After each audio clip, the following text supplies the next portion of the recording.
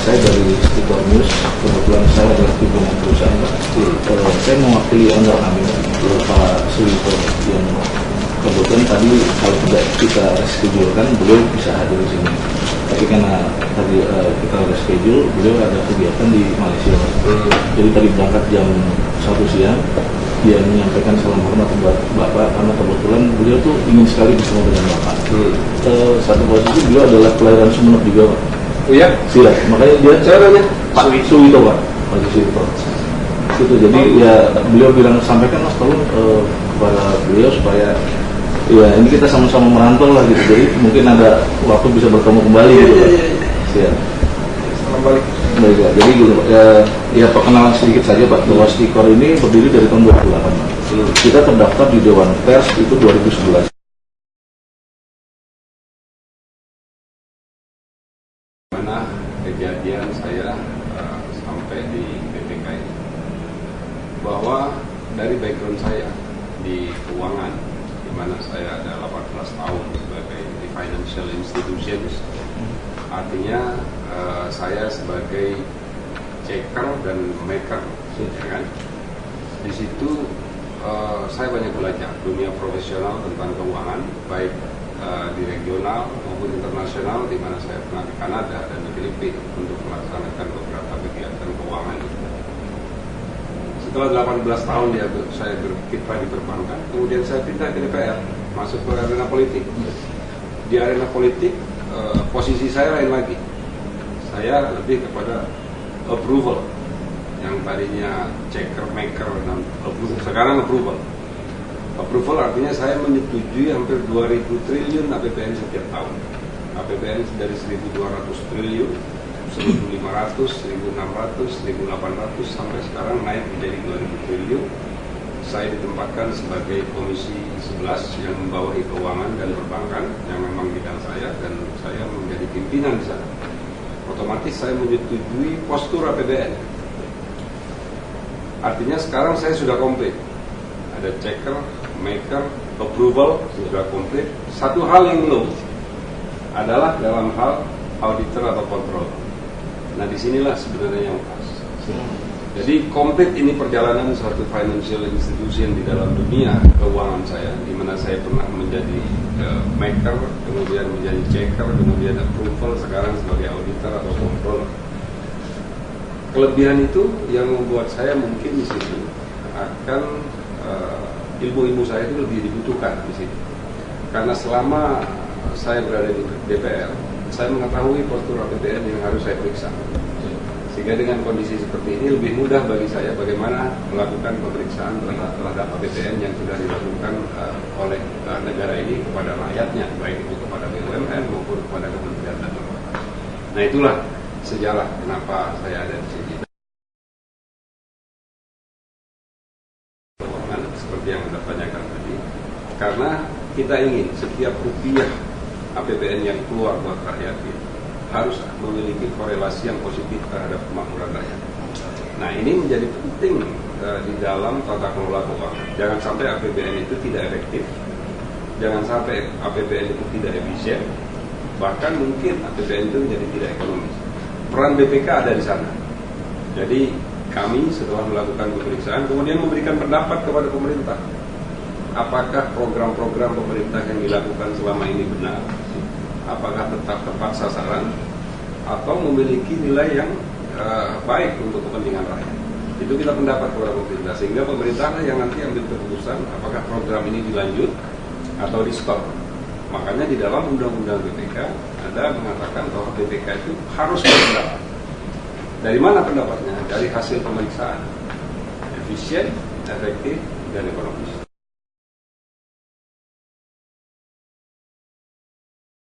Jadi banyak teman-teman di bawah, di aparat pengelola, baik di daerah maupun sampai di kabupaten kota ya, itu banyak yang tidak memahami yang betul, sehingga mereka dikatakan berbuat salah. Salah, ya salah, tapi mereka harus lebih di-convince ya, dipacu bagaimana caranya agar mereka itu memahami betul-betul tata kelola keuangan dengan baik.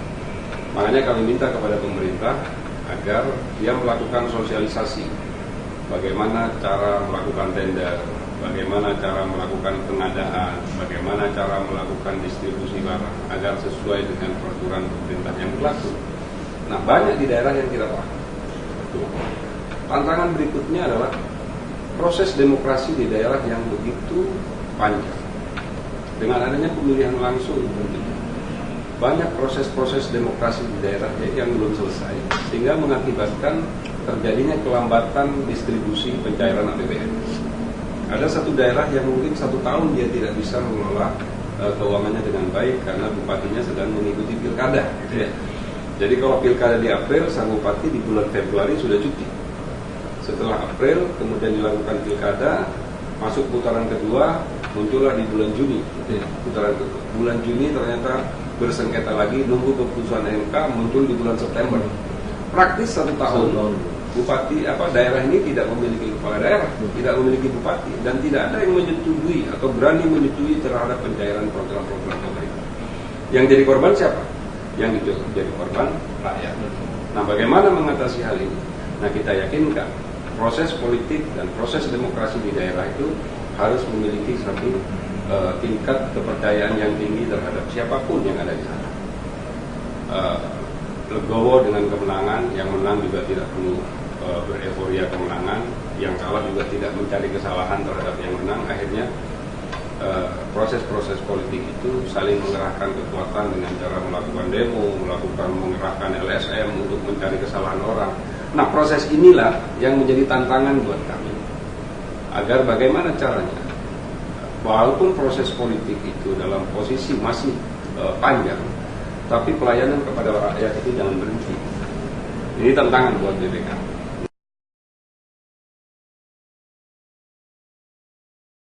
Kalau kita bicara undang-undang BPK, bahwa kewajiban memberikan informasi BPK ini hanya kepada dua institusi. Pertama adalah kepada DPR, yang kedua adalah kepada Presiden. Nah, kepada pihak lain kita tidak berkewajiban untuk menginformasikan ini. Jadi publik yang ingin mengetahui apa yang sudah dilakukan BPK terhadap hasil pemeriksaan, silakan bertanya kepada DPR yang diwakili oleh mereka. Mereka kan merupakan wakil rakyat. Mereka bisa tanyakan langsung. Cuma terhadap apa yang saya lakukan secara pribadi bisa dilihat dari bagaimana selama ini BUMN atau mitra kerja atau daerah atau keuangan kementerian dan lembaga itu memberikan satu sinyal positif terhadap keberadaan BPK. Itu juga bisa dicek langsung pada mereka bahwa keberadaan BPK itu adalah harus memiliki kontribusi yang baik dan efektif terhadap efisiensi dan efektivitas APBN. Kalau itu terasanya dan dirasakan oleh mereka, saya rasa mereka lah yang bisa menjawab. Kalau saya, tentunya ada beberapa hal yang memang tidak mungkin saya ceritakan kepada mereka. Karena inilah perbedaan saya di parlemen. Dulu waktu di parlemen, saya menguasai sedikit, tapi bicaranya banyak. Jadi saya tahu sedikit saja, saya bicara bisa panjang lebar. Tapi di BPK ini, saya tahu banyak, tapi bicaranya harus sedikit. Ini kebalikan pola yang memang harus saya terima saat ini.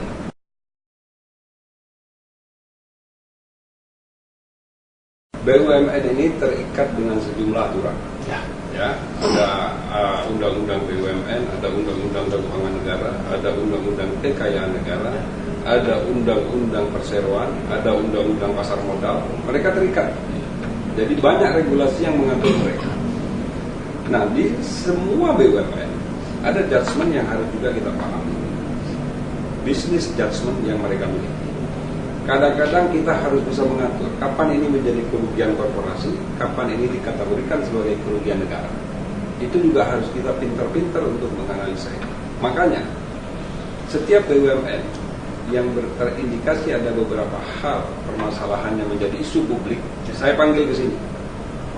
Saya minta direksi melakukan pemaparan. Paparkan di semua aparat pemeriksa saya sehingga pola pikir apa yang Anda punya kita juga tahu. Karena kalau kita melakukan pemeriksaan secara ansih, ini berbahaya juga bagi direksi BUMN. Kasihan juga mereka. Karena belum tentu juga mereka memiliki niat yang mensrea, niat jahat untuk melakukan ini. Belum tentu juga. Kalau kejadian itu berulang, Nah ini juga sudah pertanda bahwa ini sudah mulai ada niat jahat dan niat yang disengaja. Tapi ada kasus-kasus yang mereka terpaksa dia lakukan karena kepentingan bisnis sesaat, dan bisnis itu kan adalah timing. Salah mengambil timing, keputusan bisnis itu akan salah. Nah, walaupun timing itu diambil, kemudian secara administratif dilengkapinya belakangan, saya masih memberikan toleransi. Tapi kalau misalnya dia mengambil satu keputusan yang berulang dan disengaja untuk menguntungkan dirinya, itu tidak ada toleransi dari kita. Nah, itulah cara saya agar BUMN ini jangan sampai hanya takut kepada BPK, takut kepada KPK, akhirnya banyak pelayanan-pelayanan kepada masyarakat atau bisnis-bisnis yang mestinya dia ambil yang menguntungkan negara malah nggak diambil gara-gara itu. Ini yang harus kita menjadi cermati bersama, dan saya panggil direksi BUMN untuk menceritakan kepada saya. Kalau direksinya memang kelihatan kok pada saat dia mengungkapkan tentang hal ini, dari bahasa tubuh, dari cara bicara, kita udah paham. Apakah dia bohong, apakah dia jujur, apakah dia apa, kita tahu. Tapi saya sampaikan, selama keputusan bisnis itu dilakukan demi untuk kepentingan perusahaan dan kepentingan negara, saya masih bisa toleransi, asal nanti proses daripada pemenuhan administrasi ini bisa diusulkan belakangan, enggak ada masalah. Ya, kalau dari saya Pak, ini Pak, saya lihat pada saat pemilihan Bapak ada visi dan misi. Yang paling menarik dari saya ini visi misi Bapak tentang reformasi tim pemeriksa. Nah itu apa yang dimaksud reformasi tim pemeriksa dan bagaimana perjalanannya saat ini? Ya, pemeriksa itu saya ingin di setiap saya kumpulkan pemeriksa saya, dua hal dia harus kuasai. Pertama adalah bisnis filosofi, yang kedua adalah audit filosofi. Dua poin ini mereka harus kuasai. Jadi jangan sampai mereka salah mengambil keputusan, tidak mengerti filosofi bisnisnya, akhirnya salah mengambil pola pemeriksaan atau pola auditnya yang salah. Kapan waktunya kita melakukan random, kapan waktunya kita periksa keseluruhan, kapan kita waktunya harus terjun ke lapangan sampai detail, kapan hanya cukup di bagian dokumen-dokumen. Nah, hal seperti ini merupakan trik-trik pemeriksaan yang harus saya sampaikan kepada teman-teman di bawah agar tidak salah dalam melakukan diagnosa pemeriksaan. Kalau kita salah melakukan diagnosa, obat yang kita berikan pun akan salah. Nah, kita kuasai betul itu. Makanya saya tekankan kepada teman-teman, awas, Anda ini memeriksa BUMN, bukan memeriksa Pemda. Kalau memeriksa Pemda, setiap tahun ya Pemda seperti itu. Gaji, perjalanan dinas yang keluar. Tapi BUMN hari ini beda, besok sudah beda, lusa beda. Apalagi kita periksa dalam periode 1 tahun. Nah, ini yang saya katakan tadi, bisnis filosofi harus Anda paham. Memeriksa perusahaan BUMN sawit dengan BUMN yang ada di batu bara beda. Apalagi BUMN yang berbicara tentang penerbangan beda lagi. BUMN yang trading beda lagi pola pemeriksaannya. Itu yang saya tekankan lagi, dua hal. Filosofi bisnis dikuasai, audit filosofinya juga dikuasai.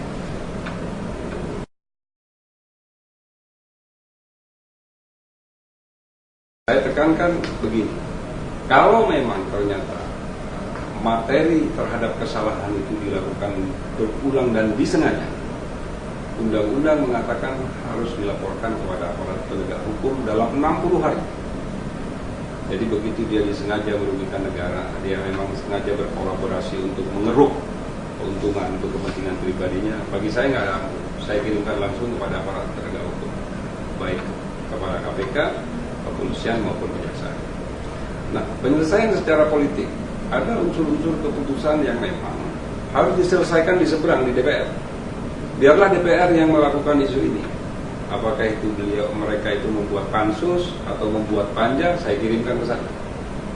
Nah, isu yang terakhir adalah isu ekonomi. Ini yang memang harus saya tekankan kepada teman-teman, bahwa isu ekonomi itu bukan bicara jumlah rugi atau besarnya kerugian atau apa, tapi lebih kepada bagaimana caranya agar apa yang dia lakukan tidak terulang lagi, sehingga secara ekonomis dia akan menguntungkan perusahaan.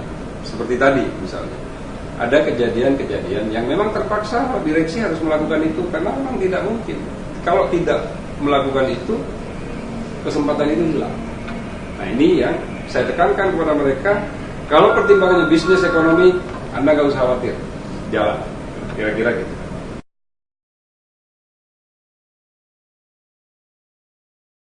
Parlemen setiap di paripurna saya pasti menjadi sorotan. Media darling di sini karena saya sebagai pembela pemerintah. Waktu itu Demokrat dan pemerintahnya dari Demokrat, dan setiap ada kritikan sayalah yang menangkis, melakukan doorstop, konferensi pers segala macam, sehingga saya dekat dengan media. Bagi saya media itu adalah mitra saya. Saya besar juga karena media, gitu ya. Dan saya bisa hancur juga karena media. Gitu. Jadi dengan media saya saling menguntungkan lah. Bagaimana agar apa yang saya punya, termasuk ide-ide itu bisa didengar oleh masyarakat Indonesia ya melalui media. Dan saya pun kalau tidak perlu berbicara ke media ya saya mematikan handphone, ya, saya nggak keluar, saya kadang-kadang tetap stay di ruangan gitu, karena memang bukan waktunya untuk berbicara. Gitu. Termasuk di sini, kalau di sini saya agak menjauhi media karena memang mau tidak mau saya tidak perlu banyak berbicara. Jadi kalau diundang seminar saya mungkin datang, tapi kalau diundang untuk talk show di TV saya terpaksa sudah harus ngurangi. Kira-kira itu.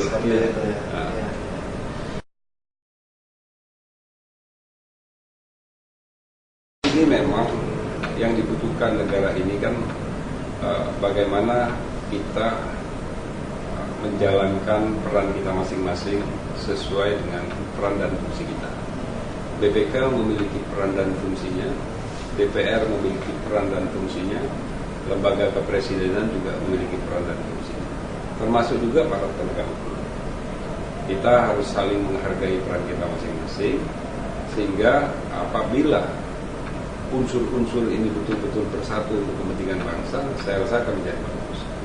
Bahwa ada sejumlah pilar negara yang saat ini justru malah saling menjelekkan atau mungkin tidak saling mendukung. Bagaimana yudikatif, bagaimana legislatif, bagaimana eksekutif, bagaimana media, dan bagaimana tokoh atau LSM. Nah ini saling melemahkan. Yudikatif melemahkan legislatif, legislatif melemahkan eksekutif, eksekutif pun dilemahkan oleh media, misalnya media, LSM juga bekerja dengan caranya yang melemahkan ketiganya. 5 pilar ini tidak saling memperkuat. Nah akibatnya apa? Kita lemah. Walaupun institusi kita dan konstitusi kita kuat, secara undang-undang kita sudah lengkap dan banyak, tapi kalau kita sendiri tidak menyadari antara kekuatan ini kemudian saling melemahkan, ya kita rapuh. Karena kita tidak berani lagi bertindak karena takut.